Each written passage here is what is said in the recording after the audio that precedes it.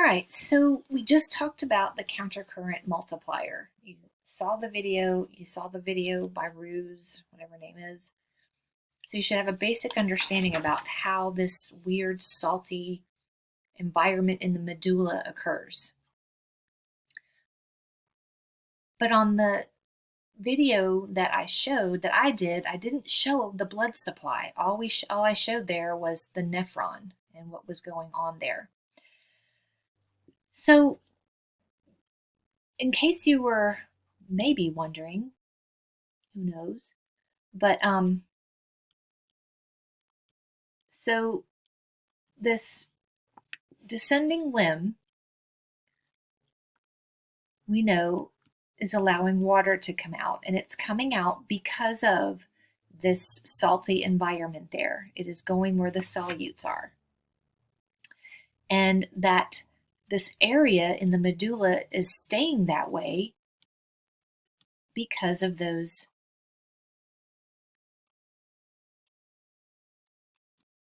a better color than that. Darker. Okay. So because of those pumps that are pumping out solutes. Okay. So sodium, basically. Other ones too, but this is basically sodium. And it's pumping that out, keeping this thing salty. But how does it maintain at a maximum of 1200 milliosmoles? Because it basically gets to this number, the 1200, and that's it. It doesn't get any further down than that. Okay, so that's basically where it is. How does it stay at that number? Why doesn't it just get more and more and more? Well, we forgot, or we didn't put in the fact that there is this blood system here. So blood is coming through here.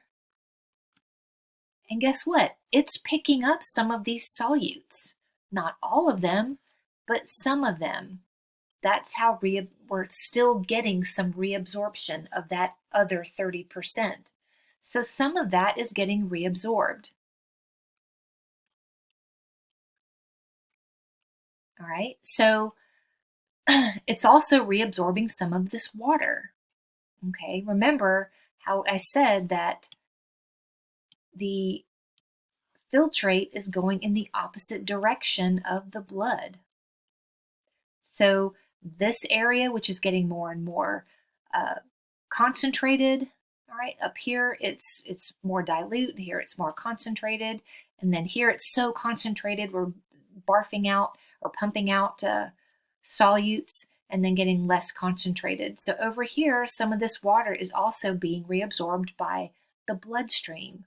Okay, so the solutes and some of the water is going into the bloodstream as well as into the interstitial space. This process with the bloodstream is called the countercurrent exchanger.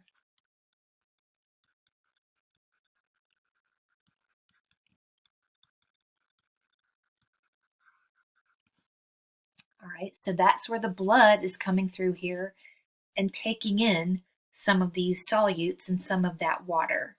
Okay.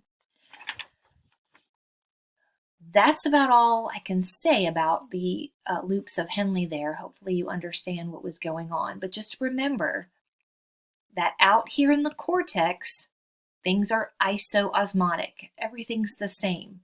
But once you get into the medulla, it's just a really salty environment based on this pumping out of these solutes out of the ascending loop into that interstitial space.